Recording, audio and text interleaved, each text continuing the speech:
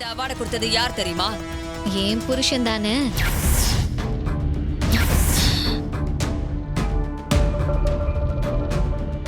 எல்லாத்தையும் தெரிஞ்சுக்கிட்டு எதுக்கிட்டு கேக்குற? நக்கல் தானே உனக்கு? மா, நீங்க எப்ப பாரு அவரை கேவலமா தான் பேசிட்டு இருக்கீங்க. ஆனா இன்னைக்கு அவரே தான் உங்களுக்கு அவார்டு கொடுத்திருக்காரு. நிகழ்ச்சி நடத்தினவங்களுக்கு தெரிஞ்சிருக்கு என் புருஷனோட அருமை.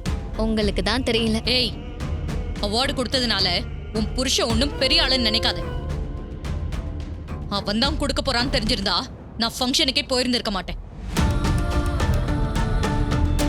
அம்மா, அவரு கையால நீங்க அவார்டு வாங்கணும்னு விதி இருக்கு. அதை யாரால மாத்த முடியும்? அங்க கூட அவரு உங்களை ரொம்ப புகழ்ந்து பேசினாராமே.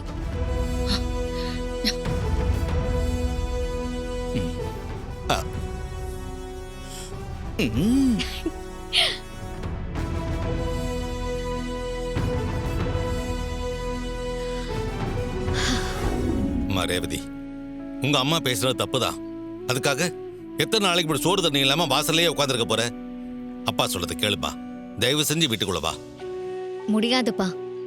அம்மா கிட்ட நான் சபதம் போட்டிருக்கேன். இப்ப நீங்க வான்னு சொன்ன உடனே நான் எப்படி உள்ள வர முடியும்? அம்மா என்ன பத்தி என்ன நினைப்பாங்க? சும்மா சவால் விட்டுட்டு இப்ப பின் வாங்கிட்டான்னு சொல்ல மாட்டாங்களா? ஏய், அவங்க அப்படியெல்லாம் நினைக்க மாட்டாங்க ரேவதி.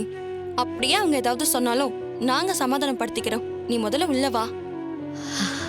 வேண்டாங்க்கா. இப்ப நான் உள்ள வந்தா அது என் புருஷனை அவமானப்படுத்துற மாதிரி. அவரால எதுவும் நிரூபிக்க முடியலன்னு நானே ஒத்துக்கிட்ட மாதிரி ஆயிடும்க்கா. நான் உள்ள வரல. என்ன ரேவதி, நாங்கெல்லாம் வீட்டுக்குள்ள இருக்கிறப்போ நீ மட்டும் இங்க உட்கார்ந்து இருக்கிறது ரொம்ப கஷ்டமா இருக்குமா? தயவு செய்து எங்களுக்காகவாது உள்ளவாமா. சாரி மாமா. என் புருஷன் இல்லாம நான் இந்த வீட்டுக்குள்ள வரமாட்டேன்.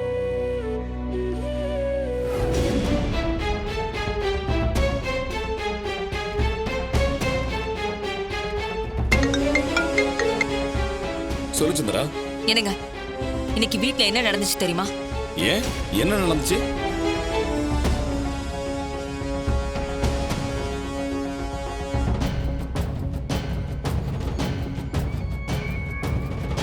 இங்க பாருங்க, அந்த டிரைவர் பையன் எப்படியாவது உண்மையை கண்டுபிடிக்கணும்னு வெளியில போயிருக்கான்.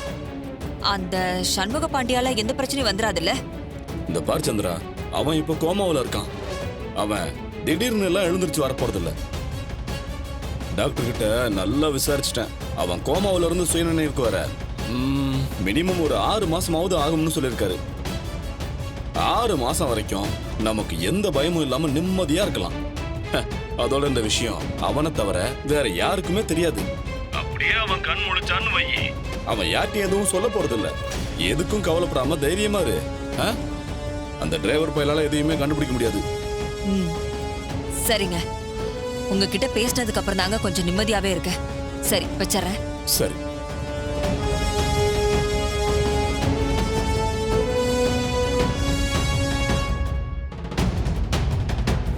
நான் வச்சிருக்கிற நகைங்களுக்கு நிறைய டிமாண்ட் இருக்கு.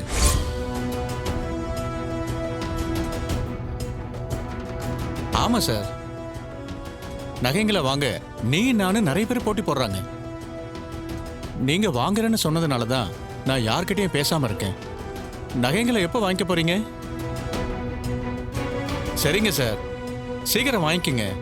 என்கிட்ட இருக்கிறதெல்லாம் சாதாரண நகைங்க இல்ல, எல்லாமே பழங்காலத்து பாரம்பரிய நகைங்க சார். 100 சவரன் இருக்கு.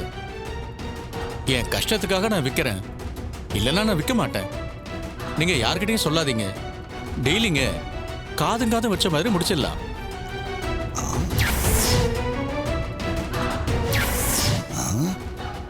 இவன் சண்முக பாண்டியனோட அண்ணனாச்சு. பிரச்சனை வருமானு பயப்படாதீங்க. நகைங்களை உருக்கி வித்துருங்க, எந்த பிரச்சனையும் வராது. நகைங்க என் வீட்டுல பத்திரமா தான் இருக்கு.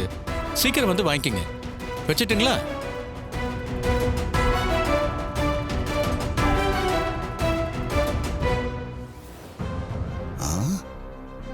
இவன் பேசுறதெல்லாம் பார்த்தா அந்த சண்முக பாண்டிய புதையல் நகைங்களை கொஞ்சம் திருட்டுத்தனமா எடுத்து வச்சிருப்பான் போல தெரியுதே. இத முதல்ல சந்திராவுக்கு ஃபோன் பண்ணி சொல்லணும். நான் பண்ண பெரிய தப்பு என்ன தெரியுமா? உன்னை அவனுக்கு கல்யாணம் பண்ணி வச்சதுதான். அதனாலதான் இவ்ளோ பிரச்சனையும். இல்லம்மா, நீங்க தெரிஞ்சோ தெரியாமலையோ நீங்க செஞ்ச நல்லதுன்னா அது கார்த்தி எனக்கு கல்யாணம் பண்ணி வச்சதுதான்.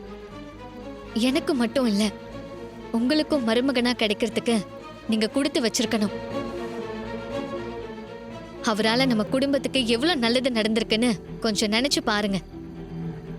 ஆமாம்மா, மாப்பிள்ளையால நம்ம குடும்பத்துக்கு நல்லதுதான் நடந்திருக்கு. கெட்டது இதுவரைக்கும் நடந்ததில்ல. போதும். சந்தடி சாக்குல உங்க தங்கச்சி பையனோட புராணத்தை பாடாதீங்க. அப்பா சொன்னதுல என்னமா தப்பு இருக்கு? அவர் நம்ம வியாபாரத்தை பெருக்கியிருக்காரு, நம்ம குடும்பத்தை நிறைய தடவை ஆபத்துல இருந்து காப்பாத்திருக்காரு. ஏன் உங்க உயிரை கூட 2-3 தடவை காப்பாத்திருக்காரு. அது மட்டும் இல்ல ரேவதி, சகல வீட்டை விட்டு வெளியே இருந்தப்போ ஒரு ரவுடி கும்பல் நம்மள வீட்டோட கொல்ல பார்த்தாங்க. அப்போ சகல வந்து தானே காப்பாத்தினாரு. டேய், நீ என்ன இப்ப பாயிண்ட் எடுத்து கொடுக்குறியா? உண்மையை சொன்னா உங்களுக்கு ஏன் கோவம் வருது?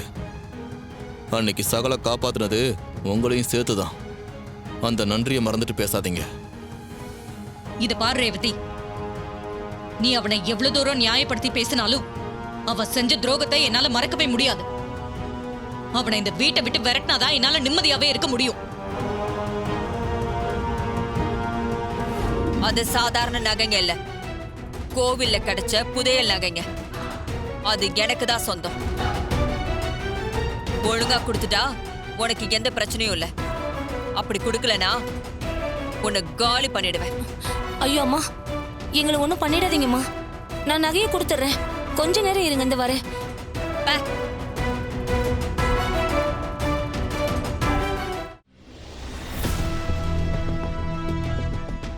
இந்தாங்கம்மா, இதுல தான் நகைகள்லாம் இருக்கு.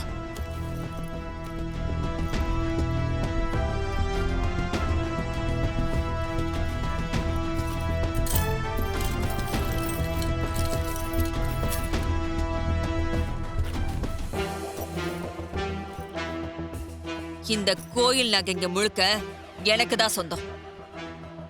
இத அடைய நான் எவ்வளவு கஷ்டப்பட்டேன் தெரியுமா? இங்க பார், இத பத்தி வெளியில யார்கிட்டயும் மூச்சு விடக்கூடாது. அப்படி வெளியில தெரிஞ்சது உன் குழந்தைங்க 2 பேரும் உயிரோட இருக்க மாட்டாங்க. ஐயோ அம்மா, அப்படிலாம் எதுவும் பண்ணிடாதீங்கம்மா. நான் யாருக்கிட்டையும் சொல்ல மாட்டேன். பார்த்து நடந்துக்க.